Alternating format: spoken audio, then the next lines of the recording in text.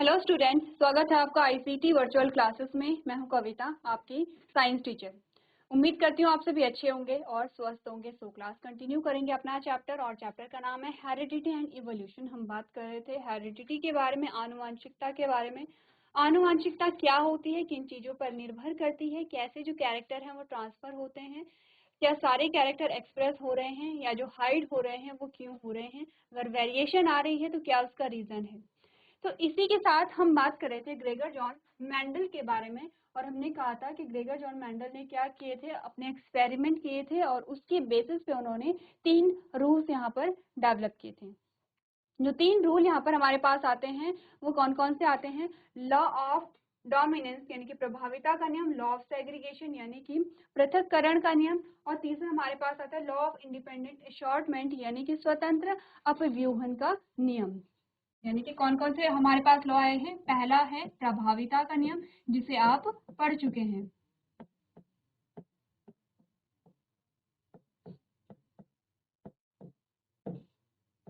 ठीक है। दूसरा है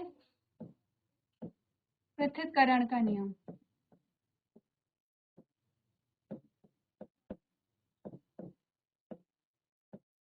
ठीक है। और तीसरा है स्वतंत्र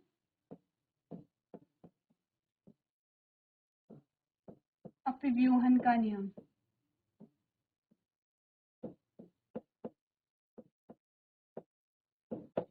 एक बार देखिए तीनों लॉ को।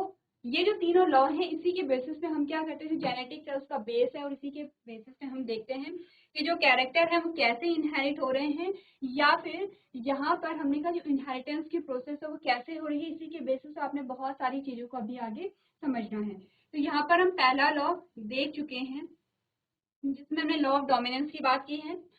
आज हम लॉ ऑफ डोमिनेंस के कुछ एक्सेप्शन की बात करेंगे। उससे पहले आपको तीनों लॉ क्या करने हैं, नोट करने हैं और एक एक करके इन लॉस को समझना है। चलिए, तो यहाँ पर सबसे पहले प्रभाविता का जो नियम हमने पढ़ा है उसको समझ लेते हैं। क्या क्या चीजें हमने समझी हैं प्रभाविता के नियम में। हमने कहा है जो बेसिक सी चीजें हैं उनको आपको ध्यान में रखना है। चलिए, ये हमने लॉ ऑफ डोमिनेंस को देखा था, और हमने लॉ ऑफ डोमिनेंस में क्या पढ़ा था? लॉ ऑफ डोमिनेंस में हमने क्या पढ़ा था? हमने कहा, आपके पास जो लॉ ऑफ डोमिनेंस में हमने पढ़ा था, हमने कहा हमने क्या किया, जब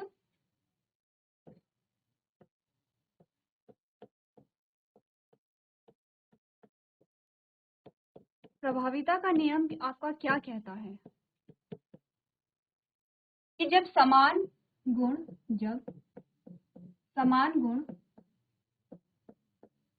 यानी कि सेम कैरेक्टर व भिन्न ट्रेट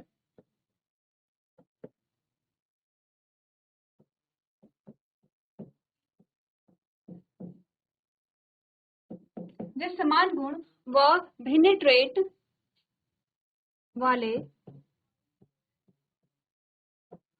दो पौधों के बीच में क्रॉस कराया गया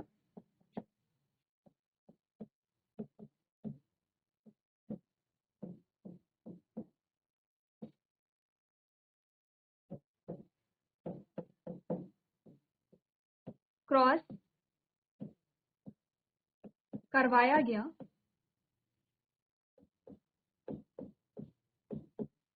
तो पहली पीढ़ी में क्या हुआ?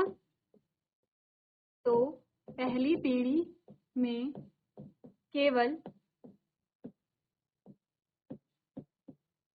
एक जनक के गुण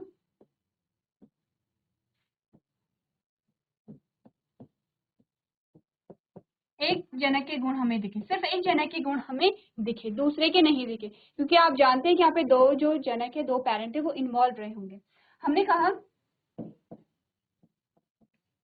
जिस जनक के गुण पहली पीढ़ी या F1 जनरेशन जिसे आप कहते हैं, पहली पीढ़ी को आप F1 जनरेशन में F1 जनरेशन को आप क्या कहते हैं, पहली पीढ़ी कहते हैं। तो जिस जनक के गुण F1 जनरेशन या F1 पीढ़ी में दिखे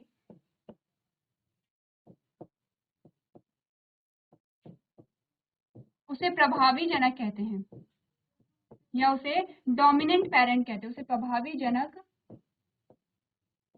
कहते हैं। तो हमने क्या कहा फिर? हमने कहा जिस जनक के गुण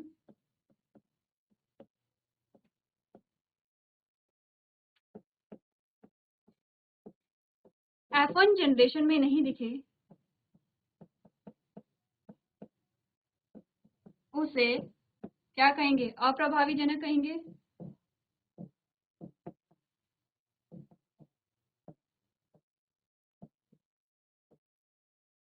उसे क्या कहते हैं? अप्रभावी जनक कहते हैं। और आपने बोला यहाँ पर ये जो नियम है, ये नियम क्या कहलाता है? प्रभाविता का नियम कहलाता है, क्योंकि प्रभाविता के बारे में बता रहा है कि कौन प्रभावी है और कौन अप्रभावी यहाँ पर होता है। ठीक है, क्लियर है? अब इस बेसिस पे, क्योंकि आपने क्रॉस करके भी देख लिया है, अपनी डेफिनेशन भी पढ़ ली है, इस बेसिस पे आपके पास यहाँ पर क्या आए थे? रेशियो आए थे। ये तो थी F1 जनरेशन की बात। अब क्या हुआ?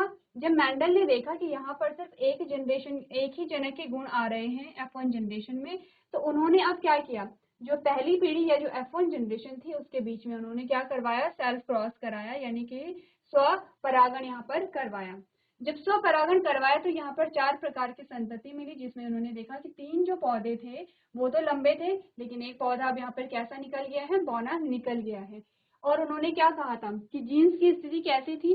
आपने बोला F1 जनरेशन में तो सिर्फ ये थी, F1 जनरेशन में सिर्फ ये थी, लेकिन F2 जनरेशन में हमें क्या मिला? आपने कहा इस प्रकार की हमें जनरेशन मिली। इसी के बेसिस पे हमारे पास 2 प्रकार के क्या आए थे? रेशियो आए थे, जिसमें हमने कहा जीनोटाइप और हमने कहा फिनोटाइप। तो फिनोटाइप में हमने कहा 3:1, क्योंकि हमने कहा ये 3 कैसे है? टॉल है, और ये एक कैसा है? ड्वार्फ है।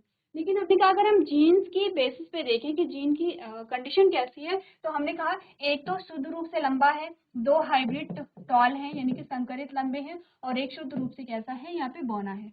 तो 2 रेशियो हमारे पास आए थे, यहाँ तक की बात हम लोग कर चुके थे। अब हमारे पास आता है कि लॉ ऑफ डोमिनेंस के कुछ एक्सेप्शन, कुछ अपवाद हमारे पास आते हैं। जैसे कि आपने हर सब्जेक्ट को जब आप पढ़ते हैं तो आपने कोई भी रूल पढ़ा है या कोई भी प्रिंसिपल आपने पढ़ा है, तो आपके पास एक लाइन आती है कि ये जो रूल फॉलो होता है, ये सारे रूल फॉलो करते हैं, लेकिन इनमें से कुछ ऐसे हैं जो जिन पे ये रूल अप्लाई नहीं होता है। वो क्या होते हैं? अपवाद होते हैं। ठीक है, तो हमने क्या कहा कि ये रूल सब पे फॉलो हो रहा था, लेकिन कुछ ऐसे प्लांट थे जिनमें ये रूल फॉलो नहीं हो रहा था। कैसे? हमने क्या बोला? एक हमारे पास क्या था यहाँ पर?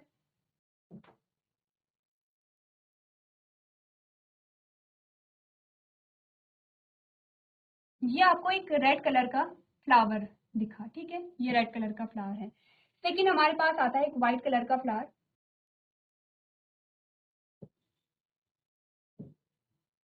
ठीक है, ये हमारे पास क्या आता है? व्हाइट कलर का फ्लावर आता है।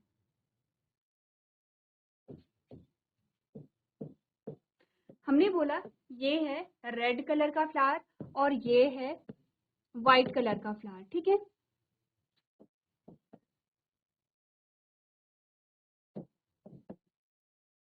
मैंने कहा रेड को हम कैसे लिख रहे हैं, रेड को हम कैसे बताते हैं? क्योंकि रेड कलर जो है वो किसी जीन के द्वारा क्या हो रहा होगा? कंट्रोल हो रहा होगा, जिसमें मैंने कैपिटल आर दिखाया, और व्हाइट को मैंने स्मॉल आर करके दिखाया।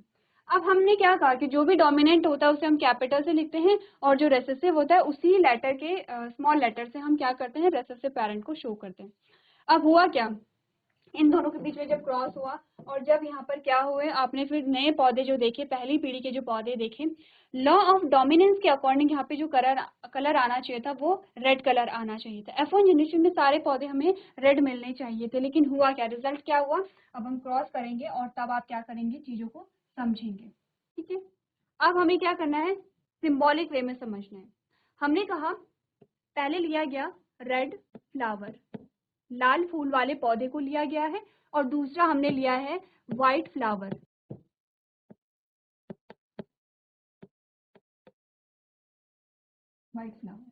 ठीक है। हमने क्या बोला है? सेम कैरेक्टर लेकिन अलग अलग ट्रेट वाले पौधों को हमने लिया है। कैरेक्टर दोनों का सेम हमने लिया है, फूल के रंग के आधार पर हमने क्या किया है? पौधे को सेलेक्ट किया है।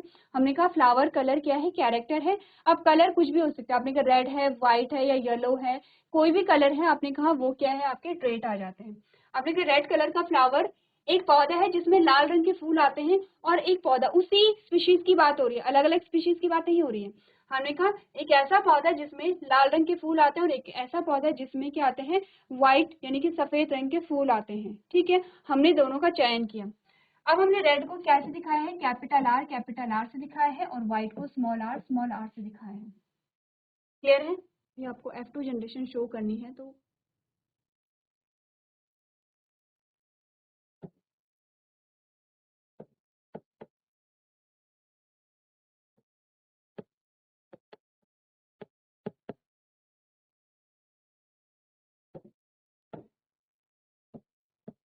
ये बात हमने की है। ठीक है, अब हमने बोला सेम चीजें होंगी, क्योंकि आप पहला जो अब जो लॉ है वो पढ़ चुके। ये P4 क्या है, पेरेंट है, ये पेरेंट है यानी कि जनक है। अब इन जनकों के क्या बनेंगे, गैमीट बनेंगे। ये हमने बोला था कि क्या बनेंगे, गैमीट बनेंगे। किस प्रकार के गैमीट बनेंगे, होमोजाइगस या हेटेरोजाइगस? आपने कहा होमोजाइगस, क्योंकि दोनों में सेम आपको एलील मिल रहे हैं। किसकी बात हो रही है, दोनों की अलग अलग बात हो रही है। इसके भी दो गैमीट बनेंगे और इसके भी दो गैमीट बनेंगे। इसके भी दो गैमीट जो है वो सिमिलर होंगे, इसके भी दो गैमीट क्या है, सिमिलर हैं। अब हमने कहा क्रॉस फिर करते हैं, तो क्रॉस आपने कराया तो आपके पास 4 यहाँ पे क्या आएंगे, रिजल्ट आएंगे, और चारों आपके पास क्या आएंगे, सिमिलर रिजल्ट आएंगे। इस प्रकार से सेम चीज हो रही है। अभी तक आप क्रॉस के अकॉर्डिंग हम कह रहे हैं, रिजल्ट के अकॉर्डिंग नहीं कहेंगे, क्रॉस के अकॉर्डिंग कह रहे हैं कि सेम आपके पास रिजल्ट आए। वहां पर आपने क्या किया था, कैपिटल टी को स्मॉल टी से क्रॉस करवाया था और ये रिजल्ट हमारे पास आया था। According to law of dominance, प्रभाविता के नियम के अनुसार यहाँ पर क्या होना चाहिए था, ऑल रेड फ्लावर, यानी कि सारे जो फूल हैं वो कैसे हैं, रेड हैं। लेकिन आपको रिजल्ट क्या मिला, यहाँ पर ये पिंक फ्लावर है, ये भी पिंक फ्लावर है, ये भी पिंक फ्लावर आ गया और ये भी पिंक फ्लावर आ गया है, यानी कि सारे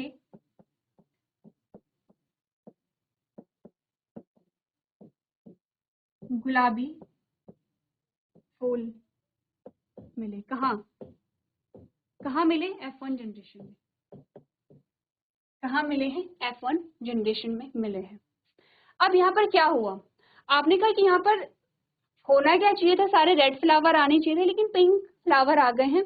आप कह सकते हैं बीच की सिचुएशन आ गई है, ना तो व्हाइट आए हैं ना तो रेड आए हैं, बीच की स्टेज यहाँ पर आ गई है।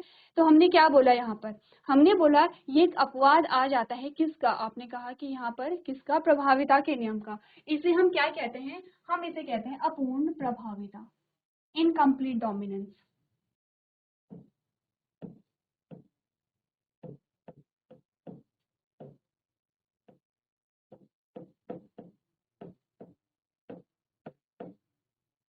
क्या कहेंगे इसे, इनकम्प्लीट डोमिनेंस से हम कहते हैं। क्या है, लॉ ऑफ डोमिनेंस का पहला एक्सेप्शन, पहला अपवाद आपके पास आ गया है कि सारे क्या है, पिंक कलर। अब हमने कहा अपूर्ण प्रभाविता कैसे, इसका मतलब अपूर्ण प्रभाविता का मतलब है कि पूरी प्रभाविता तो नहीं है, कुछ तो है, लेकिन अब वो कैसे है। हमने कहा देखिए, अगर यहाँ पर हमने कहा जो रेड फ्लावर है या जो कैपिटल आर है, अगर ये डोमिनेंट नहीं होता तो ये बिल्कुल भी अपने कलर को एक्सप्रेस नहीं करता। क्योंकि व्हाइट का क्या है, यहाँ पे आपने कहा कि क्योंकि व्हाइट भी नहीं आया है, ठीक है, और व्हाइट क्या एक्सप्रेस करेगा, व्हाइट को ही एक्सप्रेस करेगा। क्योंकि हमने कहा कि जो रेड कलर है वो प्रभावी तो है, लेकिन पूर्ण रूप से अपने आप को एक्सप्रेस नहीं कर पा रहा है हेटेरोजाइगस कंडीशन में। जब हमने एग्जांपल लिया था प्रभाविता के नियम का, कैपिटल टी स्मॉल टी, आपने कहा अगर कैपिटल टी हेटेरोजाइगस कंडीशन में भी है, अगर कैपिटल टी का सिर्फ एक एलील भी वहां पर है, तो पूर्ण रूप से अपने गुणों को प्रदर्शित कर रहा है। लेकिन यहाँ पर हमने कहा कि जो यहाँ पर कैपिटल आर है, पूर्ण रूप से प्रभावी तभी होगा जब होमोजाइगस कंडीशन में है। जब हेटेरोजाइगस कंडीशन में आए तो अपने गुण को प्रदर्शित तो किया, लेकिन फुली नहीं किया, पूर्ण रूप से नहीं किया। ठीक है, तो इसे हम कहते हैं अपूर्ण प्रभाविता, यहाँ पर हम कहते हैं। अब यहाँ पर क्या हुआ, सेम चीज यहाँ पर फॉलो की गई फिर से। F1 जनरेशन में सेल्फ क्रॉस जब कराया गया, यानी कि कैपिटल आर स्मॉल आर के बीच में क्या कराया गया, क्रॉस कराया गया। सबसे पहले क्या बनेंगे, गैमीट बनेंगे, ठीक है, दोनों के। अब यहाँ पर जो गैमीट बन रहे हैं वो कैसे हैं, हेटेरोजाइगस हैं। एक गैमीट में कैपिटल आर जो एलील है वो गया है और एक गैमेट में स्मॉल आर गया है। दूसरे पेरेंट में भी सेम बनेंगे, ठीक है। अब यहाँ पर आपके पास आएगी F2 जनरेशन। F2 जनरेशन में हमने बोला capital R capital R small R, capital R small R and capital R small R. तो रिजल्ट क्या है आपके पास? आपने कहा आपके पास जो रिजल्ट आए हैं ये है रेड, ये है पिंक। क्या है? रेड और पिंक क्या है? फ्लावर के कलर हैं। ये भी है पिंक फ्लावर और ये भी आपका क्या आ जाएगा? ये स्मॉल आर आएगा। ये है स्मॉल आर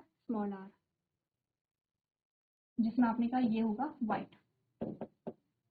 ठीक है, ये हमारे पास F2 जनरेशन के रिजल्ट आते हैं। कुछ कैसा दिख रहा है आपको? जो प्रभाविता का नियम है उसका, उसमें जो F2 जनरेशन में जो रिजल्ट आए थे, आपने कहा कि यहाँ पर जो फिनोटाइप है वो उसी की तरह आए हैं लेकिन रिजल्ट अलग है। क्यों? क्योंकि हमने कहा एक कैसा है? रेड है। एक कैसा है? रेड। कैसा रेड है? प्योर रेड है। दो कैसे हैं? पिंक है। कैसे पिंक है? प्योर पिंक है। पिंक के लिए यही होगा। आपने कहा अगर कैपिटल आर है तो रेड आ रहा है, अगर स्मॉल आर है तो व्हाइट आ रहा है, लेकिन अगर कैपिटल आर और स्मॉल आर है तब पिंक आ रहा है। तो पिंक के लिए जो प्योर फॉर्म होगी वो कौन सी होगी? कैपिटल आर स्मॉल आर जब साथ में आएंगे। तो दो कैसे हैं? पिंक है। कैसे है? प्योर है। और एक कैसा है? प्योर व्हाइट है। तो हमने कहा कि जो यहाँ पर अपूर्ण प्रभाविता का जो रेशियो आता है वो इस प्रकार से आता है 1:2:1। आपके लिए क्वेश्चन ये है कि इस सिनारियो में या इस कंडीशन में हमने जीनोटिपिक और फेनोटिपिक रेशियो की बात की थी जब हम प्रभाविता के नियम की बात कर रहे थे। अगर मैं आपसे कहूँ कि बताइए इसका जीनोटिपिक रेशियो क्या है और फेनोटिपिक रेशियो क्या है तो आपका आंसर क्या होगा? एक बार आप देखिए, क्योंकि मैंने आपको पहले ही बोला है ये प्योर क्या है? रेड है। और ये दो प्योर पिंक है और ये क्या है? प्योर व्हाइट है। तो आपने कहा जीनोटिपिक रेशियो भी इसका सेम है और फेनोटिपिक रेशियो भी सेम है। आपको दिखने में भी ये रेड ही दिखेगा, ये दो पिंक ही दिखेंगे और ये व्हाइट ही दिखेगा। और जो जीन्स की पोजीशन है, जीन्स की स्थिति है, वो भी आपको सेम दिखेंगे। तो आपसे पूछा जाता है कि किस क्रॉस में या किस लॉ या किस नियम के अपवाद में आपको क्या दिखाई देता है? जीनोटिपिक और फेनोटिपिक रेशियो सेम दिखाई देते हैं। या सिंपली पूछा जा सकता है कि एक क्रॉस करके बताइए जिसमें आपको जीनोटिपिक और फेनोटिपिक दोनों रेशियो क्या दिखाई दे रहे हैं? सेम ही दिखाई देते हैं। ध्यान दीजिए कि यहाँ पर जो प्रभाविता का नियम है उसमें आपको अलग अलग मिलेंगे, जिसमें 3:1 और 1:2:1 मिला। अपूर्ण प्रभाविता में आपको दोनों क्या मिलेंगे? सेम मिलेंगे। इसका जो एग्जाम्पल है वो है 4 o'clock प्लांट मिराबिलस जलापा, जिसका आपने यहाँ पर क्या किया? एग्जाम्पल लिया है। तो इन क्रॉस को आप क्या करेंगे? सारे अपनी कॉपी में नोट करेंगे।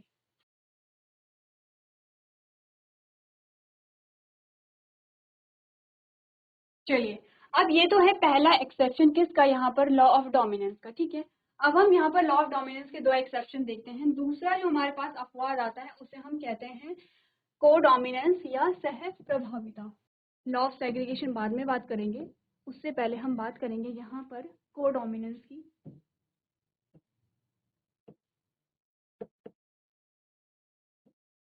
यानी कि हम बात कर रहे हैं सह प्रभाविता।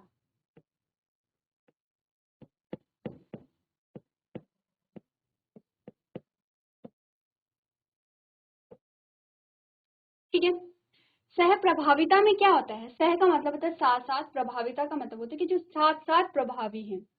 कैसे? देखते हैं। हमने कहा हमने लिया है एक रेड कलर की काव को। ठीक है, रेड या सिर्फ सिंपली रेड काव लिख लेते हैं। रेड कलर की काव और दूसरी हमारे पास आती है यहाँ पर व्हाइट कलर की काव। ये है रेड काव और दूसरी हमारे पास आती है व्हाइट कलर की काव। अभी ना रेड कलर को हम सिंपली जैसे आपने अभी कुछ देर पहले दिखाया है कैपिटल आर से दिखाएंगे, व्हाइट को हम स्मॉल आर से दिखाएंगे। ये हमारे पास आते हैं पेरेंट। हमारे पास दो चीजें हो सकती है, या तो हम प्रभाविता के नियम को अप्लाई करें या फिर हम यहाँ पर इनकम्प्लीट डोमिनेंस या अपूर्ण प्रभाविता को देखें। तो यहाँ पर क्या चीजें होती है? सेम होगा। क्या बनेंगे? गैमीट बनेंगे। ठीक है, कैपिटल आर स्मॉल आर, ये क्या बने हैं? गैमीट बने हैं। अब जब गैमीट बने तो F1 जनरेशन बनेगी। कैसे? जब यहाँ पर क्या होगा? क्रॉस होगा capital R small R, capital R small R, capital R small R and capital R small R. अब देखिए, आपके पास या तो क्या होना चाहिए कि एक पेरेंट डोमिनेंट होना चाहिए और सारे रेड कलर की काव हमारे पास आनी चाहिए जो कि प्रभाविता का नियम हमें बताता है, या फिर क्या होना चाहिए कि हमने कहा जैसे अपूर्ण प्रभाविता के नियम के अनुसार हमारे पास पिंक कलर की काव आनी चाहिए। अब पिंक कलर की काव आपने देखी नहीं होगी, लेकिन अगर हम अप्रभाविता को देखें या फिर हम अपूर्ण प्रभाविता को देखें, अप्रभाविता नहीं कहेंगे, हम अपूर्ण प्रभाविता के अनुसार अगर देखें तो हमें पिंक कलर की काव मिलनी चाहिए थी, लेकिन हमारे पास कलर जो आया वो है रॉन कलर। रॉन कलर का क्या मतलब समझे आप, ये देखिए। रॉन कलर का मतलब है रेड कलर को आपने क्या किया है, व्हाइट कलर से क्रॉस करा दिया। अब व्हाइट क्या है आप इस प्रकार से समझिए, जब क्रॉस कराया तो आपके पास कुछ ऐसी सिचुएशन आई, सर्कल उतना ही बनाएंगे ताकि कंफ्यूजन ना हो। आपके पास ऐसी सिचुएशन आई, क्या समझे आप इस बात से? इस बात से आप ये समझिए कि यहाँ पर जो व्हाइट कलर है, व्हाइट कलर में कुछ पैचेस आ गए हैं, किसके, रेड कलर के पैचेस आ गए हैं, रेड कलर के कुछ कुछ धब्बे आपको दिखाई दे रहे हैं। यानी कि पूरी जो गाय है वो सफेद रंग की है और उसमें लाल कलर के आपको क्या स्पॉट दिखाई दे रहे हैं, पूरी बॉडी में लाल कलर के छोटे छोटे धब्बे हैं। यानी कि ऐसा नहीं होगा कि पूरी रेड हो या पूरी व्हाइट है, लेकिन व्हाइट कलर के ऊपर आपको रेड कलर के पैचेस या लाल रंग के धब्बे आपको दिखाई देते हैं, जिसे हम रॉन कलर की स्टेज कह रहे हैं। समझे आप इस बात को कि जो गाय थी, जब रेड कलर की गाय को व्हाइट कलर की काव से क्या किया गया, क्रॉस करवाया गया, तो हमारे पास जो पहली पीढ़ी आई उसमें ना तो वो गाय कैसी थी, सफेद रंग की थी, ना ही वो पूरी रेड कलर यानी कि लाल रंग की थी, ना ही वो पिंक कलर की हमारे पास आई। हमारे पास रॉन कलर आया। रॉन कलर का मतलब है कि वो गाय क्या थी, व्हाइट रंग की थी और उसमें लाल रंग के धब्बे थे, लाल रंग के पैचेस थे पूरी बॉडी में। इस बात से आप क्या समझे? इस बात से आप ये समझे कि ना तो यहाँ पर कोई प्रभावी जनक है, ना तो दोनों में से कोई प्रभावी जनक है, यानी कि ना तो कोई डोमिनेंट है, ना दोनों में से कोई अप्रभावी जनक है, यानी कि रेसेसिव पेरेंट भी नहीं है। ना ही हमने बोला कि इन दोनों में से कोई क्या है, अपूर्ण प्रभावी है, यानी कि पूर्ण रूप से तो प्रभावी नहीं है लेकिन थोड़ा बहुत खुद को क्या कर रहा है, यहाँ पे डोमिनेंट दिखा रहा है, ऐसा भी नहीं है। हमने बोला यहाँ पर ये जो पेरेंट है 50% ये भी खुद को एक्सप्रेस कर रहा है और 50% ये भी खुद को एक्सप्रेस कर रहा है, दोनों साथ में इक्वली खुद को एक्सप्रेस कर रहे हैं, जिसे हम कहते हैं सह प्रभाविता, यानी कि साथ साथ खुद को क्या कर रहे हैं, प्रभावी प्रदर्शित कर रहे हैं। ना तो कोई रेसेसिव है और ना ही कोई डोमिनेंट है। तो सेम ये जो चीज है हम क्या करेंगे, अब यहाँ भी अप्लाई कर लेते हैं। F2 जनरेशन में हमारे पास क्या रिजल्ट आएगा, फिर आपने बोला है F1 जनरेशन में आपने क्या किया, कैपिटल आर स्मॉल आर, यानी कि दोनों रॉन कलर की हैं, इन दोनों के बीच में क्रॉस कराया गया, तो क्या बनेंगे, पहले गैमीट बनेंगे, capital R small R. Symbol से कंफ्यूज नहीं करेंगे, देखिए एग्जाम्पल और सिंबल से कंफ्यूज नहीं करेंगे, आप अपने माइंड में पिक्चर को यहाँ पे क्या कीजिए, क्रिएट कीजिए। नेक्स्ट जो हमारा लेक्चर होगा वहां पर हम एक पिक्चर देखेंगे जिसमें आपको ये जो एग्जाम्पल है वो समझ आ जाएगा। अब आपने कहा F2 जनरेशन जो आपके पास आई तो कैसे आएगी, capital R capital R, capital R small R, capital R small R and small R small R. क्या रिजल्ट आपके पास आए, आपने कहा कैपिटल आर कैसी है, रेड कलर की गाव है, ये दोनों कैसे हैं, आपने कहा रॉन कलर है, और ये कैसी है, आपने कहा व्हाइट कलर है। सेम आपके पास जो रेशियो क्या आया, 1:2:1 आया। ये दो हमारे पास एग्जांपल होते हैं किसके, यहाँ पर एक्सेप्शन के, किसके एक्सेप्शन के, जो हमारा लॉ ऑफ डोमिनेंस है उसका एक्सेप्शन जो हमारे पास आता है।